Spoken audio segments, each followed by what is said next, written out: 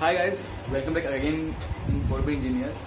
तो आज का जो हमारा मेन टॉपिक है, हम आरएसी के लेक्चर, जैसे कि आपको बताया था कि RAC that is refrigerator and air conditioner का चैप्टर स्टार्ट करने जा रहे हैं। तो आरएसी स्टार्ट करने से पहले कुछ बेसिक टर्म हमें पता होना चाहिए, क्योंकि हो सकता है आप थर्मोडायनामिक बहुत पहले पढ़े हों। ठीक है, आईसी इंजन में जो ऑटो साइकिल, डीजल साइकिल था, ये सब आप बहुत पहले पढ़े हों। तो हो सकता है उसके जो पीवी डायग्राम, टीएस डायग्राम है, open system, close system, isentropic process, adiabatic process, ये सब आप भूल चुके होंगे। आई थिंक अगर आपके रिकॉल होगा तो ठीक है, अदरवाइज आप भूल चुके होंगे। तो बिफोर आरएसी स्टार्ट करने से पहले थर्मोडायनेमिक्स के कुछ छोटे छोटे बेसिक टर्म्स हम रिकॉल करेंगे। ये लेक्चर थोड़ी बड़ी हो सकती है, क्योंकि इसमें मैं कोशिश करूंगा हर एक वो टर्म कवर करने के लिए जो कि आरएसी में आपको हेल्प करेगा, आरएसी को समझने में हेल्प करेगा। Joule cycle, Brayton cycle, Carnot cycle, हर चीज को मैं यहाँ पे शॉर्ट में समझाने के लिए कवर करूंगा, ताकि आप जो भी थर्मोडायनामिक की चीज आप भूल चुके हो वो आपको याद आ जाए। ओके, तो ये लेक्चर काफी बड़ा हो सकता है ये 1 घंटे का भी लेक्चर हो, बट प्लीज ये वीडियो लास्ट तक देखना। जब भी अगर आरएसी आपको इजिली समझना है, आपको कॉन्सेप्ट क्लियर करने हैं, एग्जाम्स में अच्छे बेस्ट स्कोर करना है, तो ये लेक्चर एंड तक देखिए। और अगर आप हमारे चैनल पे नए हो तो सब्सक्राइब करें, ताकि ऐसे ही आपको अच्छे वीडियोस टाइम टू टाइम मिलता है। चलिए हम स्टार्ट करते हैं। ओके गाइस, तो सबसे पहले मैं, अगर आपको ये नहीं दिख रहा तो मैं थोड़ा जूम कर देता हूँ। ओके, तो सबसे पहले थर्मोडायनेमिक सिस्टम क्या है हम उसको समझेंगे।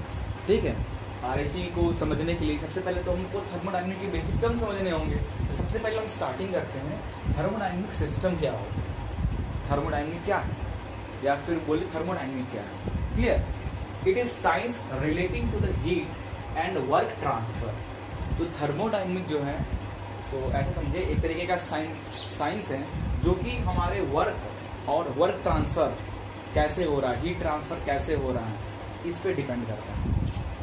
And related changes in the properties of working substance, means अगर आप लिक्विड आपके पास हैं तो लिक्विड सॉलिड में चेंज हो गया, मीन्स आइस हो गया, फिर वो इवापोरेट होके गैस में चेंज हो गया। तो ये जो फेस चेंज हो रहा है, सब्सटेंस का जो फेस चेंज हो रहा है, लिक्विड से सॉलिड, सॉलिड से गैस या लिक्विड से गैस, ठीक है, जो फेस चेंज हो रहा है, क्यों हो रहा है? क्योंकि उसमें हीट ट्रांसफर हो रहा है, हीट ट्रांसफर हो रहा है तो वर्क हो रहा है, वर्क हो रहा है तो फेस चेंज हो रहा है। ठीक है, तो ये हमारा मेन है थर्मोडायनेमिक। ओके, अब हम देखेंगे थर्मोडायनेमिक सिस्टम क्या होता है। ओके, नेक्स्ट, सिस्टम और सराउंडिंग क्या होता है। Collection of matters within prescribed and identifiable boundaries.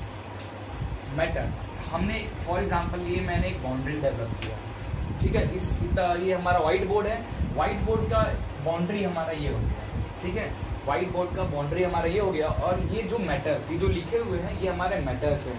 ये इस बाउंड्री के अंदर है, बाहर तो नहीं जा रहे हैं। ये व्हाइट बोर्ड की बाउंड्री के अंदर ही हम जो भी मैटर लिख रहे हैं, ये अंदर ही लिख रहे हैं।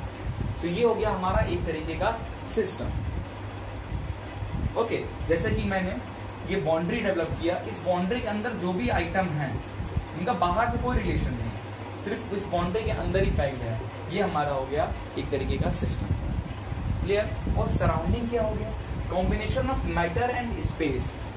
फॉर एग्जाम्पल ऐसे समझिए, कॉम्बिनेशन ऑफ मैटर मीन्स जो हमने ब्लैक बोर्ड पे लिखा है, व्हाइट बोर्ड पे लिखा है, ये हमारा मैटर, और जो ये एटमोस्फेयर है, इनका जो एयर है एटमोस्फेयर में, इनका कॉम्बिनेशन मैटर का, और ये सराउंडिंग इन्वायरमेंट जो मेरे रूम का जो एयर है, उससे स्पेस है, उसका combination extended to the system, system के बाहर। मीन्स जब मैटर हमारा सराउंडिंग से कॉम्बाइन होगा तो हमारा हो जाएगा surrounding. Okay, means I think clear होगा, इतना आप क्लियर हो गए सिस्टम और सराउंडिंग में। क्लियर, मीन्स ये हमारा सिस्टम था। अगर ये सिस्टम की बाउंड्री हटा दिया जाए, ये मैटर आपके इन्वायरमेंट से मैच हो गया, इसको क्या बोलेंगे हम लोग, surrounding. Clear now. Okay guys, next है हमारा टाइप्स ऑफ सिस्टम, थर्मोडायनेमिक के सिस्टम। हमें पता है क्या कौन कौन से थर्मोडायनेमिक सिस्टम होते हैं, क्लोज्ड सिस्टम, ओपन सिस्टम, और हमारा होता है आइसोबैरिक सिस्टम। क्या होता है क्लोज सिस्टम, सबसे पहले हम ये देखते हैं। क्लोज सिस्टम में क्या होता है, एनर्जी एक्सचेंज होता है in the form of heat and work. यहाँ पे लिखा है ट्रांसफर का ये सेक्शन है, ये है नॉट ट्रांसफर का। सराउंडिंग के साथ, इन्वायरमेंट के साथ, ठीक है। ट्रांसफर किसके साथ? इन्वायरमेंट के साथ, सराउंडिंग के साथ। ओके, तो क्लोज सिस्टम में एनर्जी ट्रांसफर होता है, एनर्जी क्या होता है? एक्सचेंज होता है विथ सराउंडिंग। मीन्स अगर heat in the form of heat और वर्क, ठीक है, तो हीट जो होता है वो सराउंडिंग के साथ ट्रांसफर होता है, बट देयर इज नो मास, मास का चेंजेस नहीं होता है क्लोज सिस्टम। फॉर एग्जाम्पल हमारा pressure cooker, okay, pressure cooker में अगर आप ध्यान दोगे, अगर आप ज्यादा डीप में मत चले जाना, प्रेशर कुकर ऑन है तो उसमें से तो भाई कभी कभी पानी भी निकलने लगता है, तो मास भी चेंज हो रहा है, इतना मत जाए। एज अ थर्मोडायनामिक एग्जांपल ये है, प्रेशर कुकर ले लें या किचन रेफ्रिजरेटर ले लें। फॉर एग्जांपल ये आपका क्लोज सिस्टम है, ठीक है, इसके अंदर आपका मैटर है, ठीक है। तो क्या होता है क्लोज सिस्टम में? आपका जो इसका जो मैटर, फॉर एग्जांपल आपने आइस रखा इसके अंदर, एक डब्बे के अंदर आइस रख के बंद कर दिया, तो क्या होगा? हीट एक्सचेंज होगा सराउंडिंग से, बट मास आइस जितना कीजिए क्या होगा, फिर वो वाटर में कन्वर्ट हो जाएगा, उतना ही वॉल्यूम का होगा, बट उसकी एनर्जी एक्सचेंज हो रही है सराउंडिंग से। ये था हमारा क्लोज सिस्टम। तो एनर्जी एक्सचेंज हो रहा है in the form of heat and work, but there is no mass transfer with surrounding. Clear? Now in open system, open system का क्या काम है? ओपन सिस्टम क्या है? कप, चाय का कप ले लो, चाय रखा हुआ, आप 2 मिनट छोड़ दो तो देखोगे ठंडी हो गई। In this case heat will be exchange और transfer to the surrounding in the form of heat and work with mass. Mass भी ट्रांसफर होता है एज वेल एज आपका हीट भी ट्रांसफर होगा। फॉर एक अच्छा सा एग्जांपल लेते हैं, हमने केटल में क्या किया? पानी रख दिया और ऊपर से केटल खुला हुआ है, अब आप इसको नीचे से हीट कर रहे हो, तो ये वाटर इवापोरेट होगा, इवापोरेट होकर देखोगे थोड़ी देर बाद वाटर का लेवल कम हो गया, तो मीन्स मास भी ट्रांसफर हो रहा है, हीट भी ट्रांसफर हो रहा है, ठीक है। ये हमारा है ओपन सिस्टम। तो ओपन सिस्टम में क्या ट्रांसफर होता है? मास और heat both, but there is not transfer, कुछ नहीं। अब in isolated system, isolated system क्या किए? ये जो ट्रांसफर हो रहा है मास का, इसको हमने किसी मटेरियल से आइसोलेट कर दिया, किसी मटेरियल से आइसोलेट कर दिया, means there is no transfer of heat and mass with surrounding. Surrounding के साथ कोई भी ट्रांसफर नहीं हो रहा, ना हीट ट्रांसफर हो रहा है, ना मास ट्रांसफर हो रहा है। हमने उसको पैक कर दिया सम आइसोलेटेड मटेरियल से, it's called isolated system. Okay, now अगला टॉपिक है हमारा गैस के laws, thermodynamic gas law, Boyle's law, Charles law, ये सब हम देखेंगे। बहुत शॉर्ट में देख रहे हैं, ठीक है, बस रिकॉल करने के लिए। बॉयल्स लॉ में क्या होता है जनरली? बॉयल्स लॉ में एट टेम्परेचर कांस्टेंट, ठीक है, ऐसे लिखते हैं, एट कांस्टेंट टेम्परेचर, ठीक है। तो याद रखना बॉयल्स लॉ में क्या होता है? Boyle's law at constant temperature the pressure of any matter or the pressure of any fluid is inversely proportional to its volume. Okay, pressure is inversely proportional to volume. ये क्या होता है हमारा Boyle's law. बाकी definition इसकी concept आप समझते रहना। नॉर्मली क्या होता है बॉयल्स लॉ में? एट कांस्टेंट टेम्परेचर पे प्रेशर इनवर्सली प्रोपोर्शनल होता है वॉल्यूम के। Okay, this means this pressure अगर वॉल्यूम इधर ट्रांसफर करें इज इक्वल टू हो जाएगा K, where what is K? K is the proportionality constant. क्या है? बॉयल्स कांस्टेंट बोलो या प्रोपोर्शनलिटी कांस्टेंट। ओके, इसका मतलब आप ऐसे लिख सकते हो कि P1 अपॉन, या फिर ऐसे लिखें, फॉर एग्जाम्पल 2 सिस्टम है, एक का प्रेशर P1 है, दूसरे का प्रेशर वॉल्यूम V1 है, वो किसके इक्वल है? K।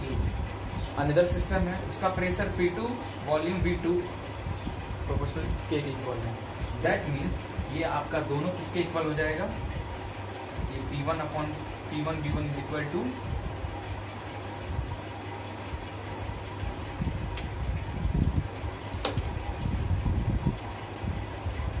P1 V1 is equal to P2 V2। Okay, it means P1 upon P2 is equal to V2 upon V1। ठीक है, ये सब चीज थोड़ा माइंड में रखना। प्रेशर और वॉल्यूम का रिलेशन कैसे होता है, V1 upon P2 is equal to V2 upon V1. Clear? According to Boyle's law, at constant temperature, P is inversely proportional to volume. It means PV is equal to K. K is Boyle's constant या proportionality constant. अब अगर इसको दूसरे term में अगर लिखना हो, PV is equal to K को कैसे लिख सकते हैं? देखो, डेंसिटी इज इक्वल टू होता है mass upon volume. Density is equal to mass upon volume, तो हम इसको ऐसे लिख सकते हैं। तो in terms of this, volume की जगह पे हम क्या लिख सकते हैं, मास अपॉन डेंसिटी। तो ऐसा लिख सकते हैं कि P mass upon density is also equal to P। एक ये बन गया फॉर्मूला। तो ये चीज को थोड़ा माइंड में रखिएगा। चलिए अब हम अगला गैस लॉ देखते हैं। नाउ अगला हमारा चार्ल्स लॉ। चार्ल्स लॉ क्या कहता है, at constant pressure, okay, at constant pressure क्या चेंजेस होता है मटेरियल में, at constant pressure the volume of a fixed mass of a gas is directly proportional to its temperature. Volume of fixed mass of a gas is directly proportional to the temperature of the system or substance. It means volume directly proportional to temperature. ये होता है हमारा क्या कहता है, Charles law, okay, in which pressure will be constant. तो इसको कैसे लिख सकते हैं, अगर प्रोपोर्शनलिटी डाल के, तो volume is also equal to K2। अच्छा, बॉयल्स लॉ में हमने K, उसको K1 आप गेस कर लो, और ये K2, ये हो जाएगा Charles constant K2T। It means हम लिख सकते हैं कि volume upon T is equal to proportionality constant, Charles law proportionality constant K2 लिख सकते हैं, ओके। इट मीन्स अगर आप दो सिस्टम लो, पहला जो सिस्टम है इसका वॉल्यूम V1 है, दूसरा सिस्टम है वॉल्यूम टेम्परेचर उसका T1 है, जो कि इसके इक्वल है चार्ल्स लॉ कांस्टेंट। जो दूसरा सिस्टम है उसका भी वॉल्यूम V2 है और टेम्परेचर T2 है, इसके इक्वल वो भी चार्ल्स लॉ कांस्टेंट इक्वल है। Therefore this equal to V1 upon T1 is equal to V2 upon T2 हो जाएगा। तो ऐसे लिख सकते हैं हम कि V1 upon V2 is equal to T1 upon T2। तो ये जो है इसको आपको माइंड में रखना। इससे पहले जो था बॉयल्स लॉ में P1 upon P2 is equal to V2 upon V1, but in Charles law V1 upon V2 is equal to T1 upon T2। तो ये टर्म आप माइंड में रखना, ये RAC में आपको बहुत काम आने वाले हैं, ये सब छोटे मोटे चीज, ठीक है। नाउ अगला हमारा gas law, that is Gay Lussac law.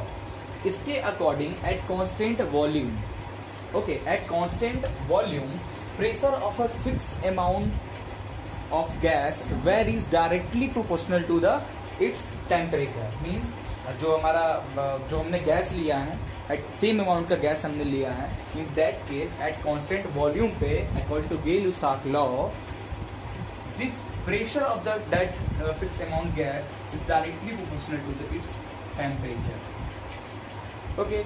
therefore हम लिख सकते हैं P upon T is equal to K3. K3 is the Gay-Lussac or proportionality constant. Clear? अब आप यहाँ पे फिर देखें, फिर आप अगर इन केस ऑफ आपके पास अगर दो टाइप का गैस है फिक्स अमाउंट में, एक नाइट्रोजन हो गया, एक आपका सोडियम नाइट्रोजन हो गया, हाइड्रोजन हो गया। इन दैट केस नाइट्रोजन का फॉर एग्जांपल प्रेशर P1 और टेम्परेचर T1 किसके इक्वल है, कांस्टेंट K3 के। और जो दूसरा गैस है हमारा उसका प्रेशर P2, टेम्परेचर T2 वो भी इसके कांस्टेंट है। Therefore this P1 upon P1 is equal to P2 upon T2।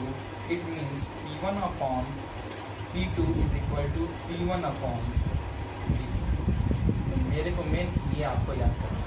तो P1 upon P2 is equal to T1 upon T2 in case of Gay-Lussac law, because at constant volume pressure directly proportional to temperature. Clear? ये था हमारा Gay-Lussac law. Okay, अगला हमारा Avogadro law. Avogadro law को किस word से जानते हैं हम इसका जो एवोगैड्रो लॉ है, हमारा वॉल्यूम, गैस की वॉल्यूम क्या है और उसके अमाउंट कितने अमाउंट में है कितने मोल में, उसका रिलेशनशिप ये बताता है।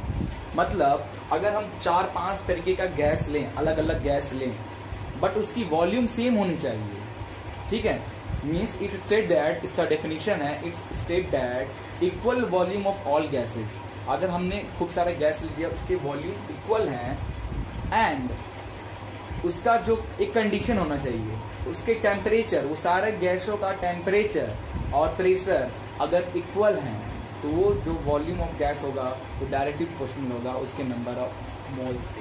किसके इक्वल हो जाएगा? जो वॉल्यूम होगा हमारे उस गैसेस का, वो directly proportional to n number of moles के इक्वल हो जाएगा। It means V is equal to K4n और V upon n is equal to K4। ठीक है, क्लियर?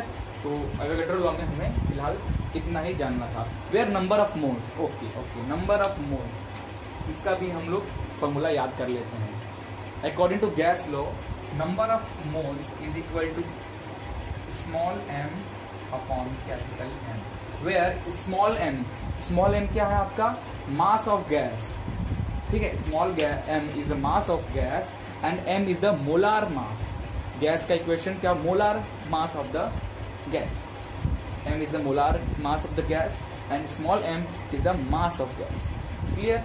ये हमारा इससे आपका n कैलकुलेट होता है। Clear? Now last one, now last है हमारा ideal gas equation. Ideal gas equation ये किस तरीके का गैस बना? इन that case, in this case, जो भी अभी तक हमने 3 लॉ पढ़ा है, मीन्स बोले तो बॉयज लॉ, चार्ल्स लॉ और एवोगैड्रो लॉ, इन तीनों का कॉम्बिनेशन से बनता है हमारा आइडियल गैस इक्वेशन। ओके, तो एक बार रिकॉल करते हैं, क्या था? एट कांस्टेंट टेम्परेचर, ठीक है, at constant temperature volume inversely proportional to pressure. ये कौन कहता है? ये कहता है हमारा Boyle's law. Okay, now at constant pressure, okay, volume directly proportional to temperature, ये कौन कहता है? हमारा चार्ल्स लॉ। और and constant pressure and temperature both, at constant pressure भी और at constant temperature, means pressure और टेम्परेचर सेम हो जब गैस का, in that case volume directly proportional to number of mole. ये अभी मैंने बताया था एवोगैड्रो लॉ के अकॉर्डिंग, ये तीनों कंडीशन। अब ये तीनों इक्वेशन को जब आप कंबाइन करोगे तो आपका बन के आता है कि V directly proportional to N T upon P, V directly proportional to N T upon P। This means V is equal to R N T P, और इसको ऐसे लिख सकते, P को इधर ट्रांसफर कीजिए, PV is equal to N R T। Clear? तो आपको मेन ये याद करना है, PV is equal to nRT। Clear? Where R, N क्या है? Number of mole, T temperature, P pressure, V volume of the gas, और R क्या है आपका? Gas constant. R is the gas constant, और इसकी जो वैल्यू होती है वो 8.314। ओके, मैं इसको थोड़ा अच्छे से लिखता हूँ क्योंकि ये काफी लोग कंफ्यूज होते हैं, तो इसका जो R की जो वैल्यू है इस पर थोड़ा ध्यान दें, ठीक है। जैसा आपको न्यूमेरिकल जब सॉल्व करोगे तो आपको R की वैल्यू गलत पुट कर दिए तो आंसर भी आपका गलत हो जाएगा।